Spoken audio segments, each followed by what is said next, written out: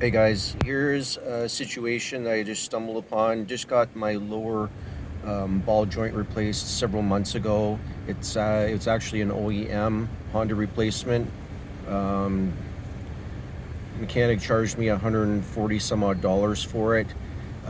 So just recently noticed the sound on which I believe is a dry lower ball joint, and if you can hear it,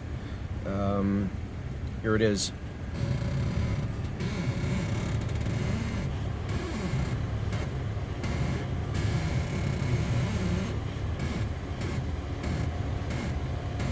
And it's only on the driver's side. Um, the passenger side, I actually replaced the lower ball joint myself, and there's no issue. But this one's coming from the driver's side, which the mechanic did, and now it's making this annoying squeaking sound. I've actually evaluated, taken the tire off, made sure that it's not the tie rod ends, made sure it's not the upper control arm, which it's not. I have determined that it is, in fact, the lower ball joint which is making this annoying sound. Thanks again, just in case you guys wanted to know if you guys are experiencing this issue as well.